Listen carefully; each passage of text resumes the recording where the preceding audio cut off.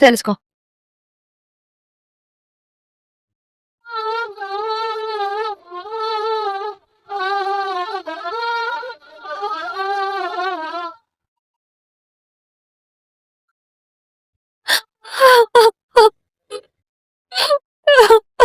Please ప్రేమ, బాధపడకు. ఆ పల్లి చేసిన తప్పుకి నువ్వు శిక్ష అనుభవిస్తున్నావు. చాలా బాధగా ఉంది ప్రేమ. ఊరుకో ప్రేమ.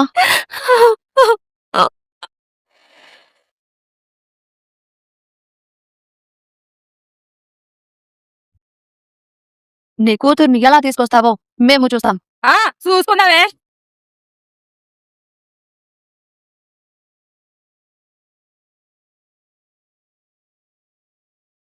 భాగ్యం, డాన్సింగ్ చాలు, ఇంకా ఈ ఎగిరెగిరి కాళ్ళు నొప్పులు వచ్చేసాయి.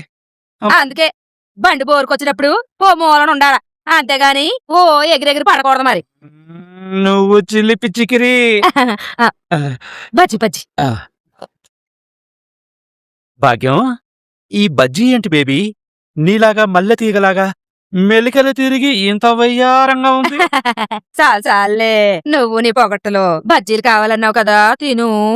కానీ అంతకంటే ముందు ఇదిగో ఏటి నువ్వు నువ్వు తింటే తర్వాత నేను తింటాను. తిను నువ్వు తిని బేబీ. తిను.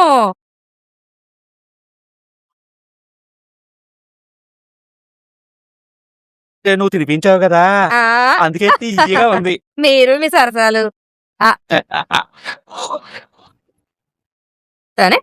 నా కోసం నా కోసం నా కోసం నువ్వు తిని బేబీ. చూడు చూడటు.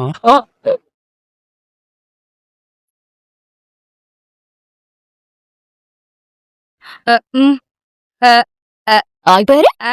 తినిపించుకోండి. అది కాదే అమ్మడో, కన్న కూతురు కాపురం కూలిపోయిందనే బాధ కూడా లేకుండా మీరిద్దరు సరసాలు.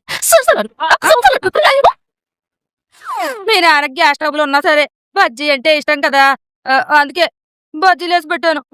ఏటి బజ్జీలేస్తుంటా? బజ్జీలు నా కాపురానికి ఫుల్గా తాలింపేసేసి బొజ్జేసుకుని తింటారా? బొజ్జీలు నేను నర్మదా ప్రేమ కాళ్ళు గడ్డలు పట్టుకుని నిన్న కాపురాన్ని నిలబెట్టుకోవాలనుకున్నాను. భర్తకి దూరమైతే నేను బతకలేనన్న బాధకి వాళ్ళు సలించిపోయి కరిగిపోయి నన్ను మా అత్తారింటికి తీసుకెళ్లిపోవటానికి సాన వరకు మెత్తబడ్డారు. కానీ జల్లు తింటుంటే పిండి సోచినట్టుగా మధ్యలో నువ్వొచ్చేసి దిక్కుమాల సారం జింగులు చేసి మొత్తం మొత్తం సెడగొట్టేశావు.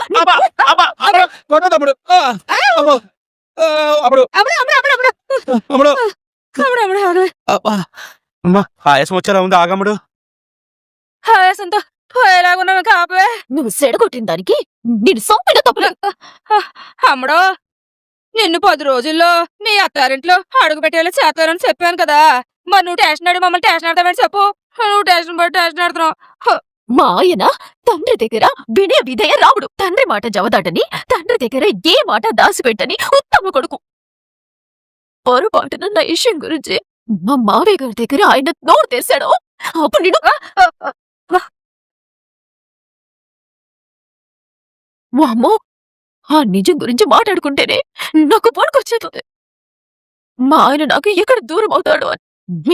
మీ వల్ల ఆ విషయం బయటపడిందంటే, ఆయన నన్ను వదిలేశాడంటే అప్పుడు మీకుంటుంది. పోసిన పిచ్చి పుత్రిక, నీ జీవితం నీ బతుకు బుక్కి పాలవుతుందంటే ఈ భాగ్యం ఊరుకుంటుందా? నువ్వు చూడు, వాళ్ళంత తేలిగ్గా వదులుతారా? మరి బోకోపని చెప్పావు కదా ఆ నర్మతో. ఆ నర్మద ఛాలెంజ్ చేసినట్టు 10 రోజుల్లో కాదు, రేపే నిన్న అత్తారింట్లో అడుగు పెట్టించి నీ బట్టకు దగ్గర శాతాను. ఆ నాటు మిర్చి పొట్టిది వచ్చి నిన్ను బ్రతిమలాడి తీసుకెళ్లేలా శాతాను. చూస్తుండు.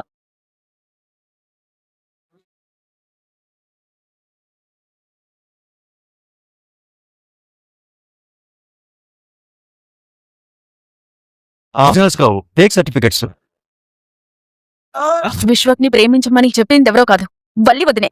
చెప్పేస్తా. వల్లి చెప్పిన అబద్ధాల గురించి, చేసిన మోసాల గురించి నాన్నకు చెప్పేస్తా.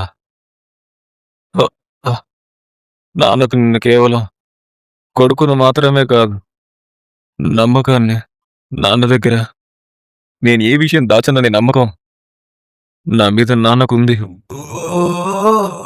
వల్లి గురించి నాకు తెలిసిన తర్వాత కూడా నాన్నకు చెప్పకపోతే నేను నాన్న నమ్మకాన్ని మోసం చేసిన కొడుకునవుతాను.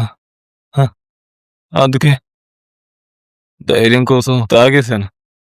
ధైర్యంగా చెప్పేస్తాను.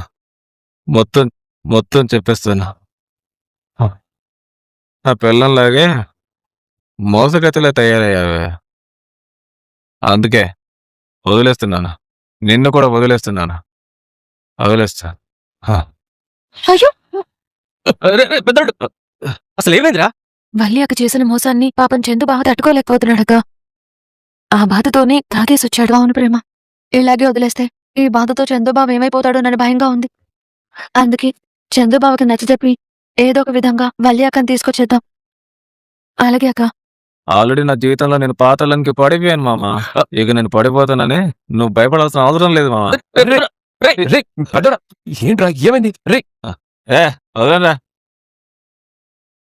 నేను నాన్నతో మాట్లాడాలి. పెద్దోడా రేయ్ తాగుచావా? రేయ్ నువ్వు తాగి రావడం ఏంట్రా? ఏ ఏమైంది? Don't touch me. నువ్వు నాన్న నమ్మకానికి ద్రోహం చేసి నాన్నని మోసం చేసావురా.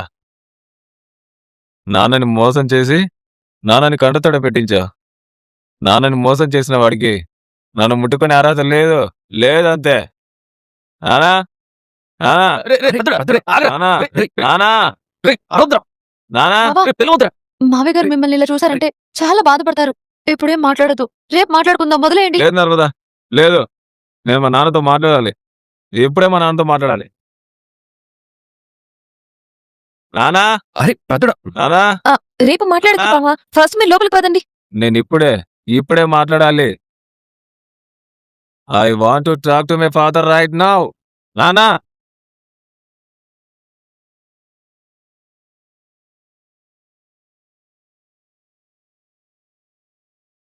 నానా చెప్పేది విను. అబ్బా మావయ్య వచ్చేస్తున్నారక్క. ఒరే పెద్దోడా ఏంట్రా ఏమైంది? ఆ బండి ఏంట్రా అలా పడిపోయింది? ఏమైంది? నానా ఏలేదావా? నేను లైట్ గా తాగాను, ఫుల్ గా ఎక్కేసి బండి పడేశాను. రేయ్ అర్థం నీకు అసలు? ఆ బండి ఇంటి దగ్గర పడిపోయింది కాబట్టి సరిపోయింది. అదే రోడ్డు మీద పడిపోయి ఉంటే ఏదైనా వచ్చి గుద్దేస్తుంటే ఏంట్రా పరిస్థితి? Okay okay. నానా బండిని నేనే పడేశాను. అలాగే మీకు చాలా ముఖ్యమైన విషయం చెప్పాలి నాన్న. అది వాళ్ళే బావా, ఇప్పటి వరకు మీరు రైస్ మిల్ లో వర్క్ చేసి వచ్చారు. బోన్ చేద్దరు కానీ పదండి.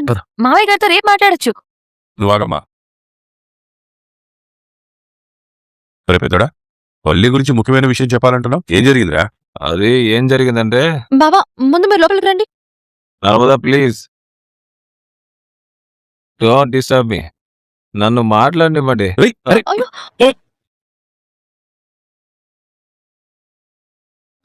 ఒరే పెద్దోడా నువ్వు తాగేసి వచ్చావా?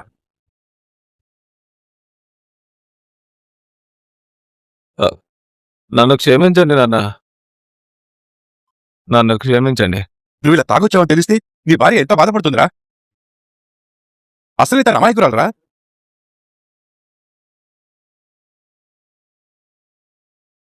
నీ భార్య నానా అసలు నేను తాగి రావడానికి కారణం అదే.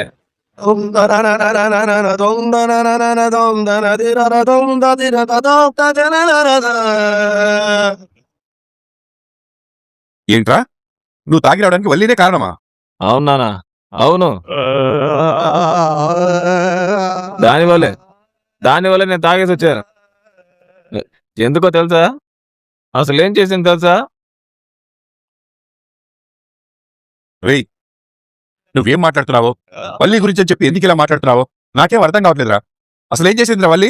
నానా మీరు పైకి గంభీరంగా ఉంటారు నానా, కానీ మీ మనసు మాత్రం చాలా సెన్సిటివ్.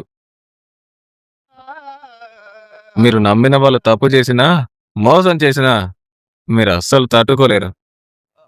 అలాగే వల్లి చేసింది చెప్తే కూడా మీరు తట్టుకోలేరు.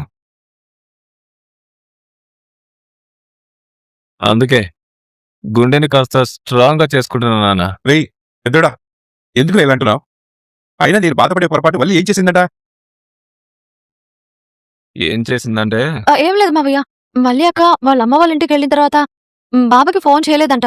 ఈ రోజు రాలేకపోతున్నాననే విషయం ఇంటి పెద్ద అయిన మీకు అక్క ఫోన్ చేసి చెప్పలేదని బావ బాధపడుతున్నారు. అందుకే వల్లి అక్క మీకు గౌరవం ఇవ్వకుండా మిమ్మల్ని బాధ పెట్టేలా ప్రవర్తించిందని బావ అంటున్నారు. అది కాదు. రేయ్ వద్దుదా నీకు? వల్లి అసలే వాళ్ళ అమ్మకి దెబ్బ తగిలిందని బాధలో ఉంది. ఆ టెన్షన్లో ఫోన్ చేయడానికి వల్లికి వీలు పడి ఉండకపోవచ్చు. అది అర్థం చేసుకోకుండా బంగారం లాంటి నీ భార్య మీద ఇలా కోపం మెచ్చుకోవడం తప్పు కదా? అది కాదు నాన్న. అనే రేయ్, పద. రే రే అల్లుడు, పద పదనే పద, లోపల పద.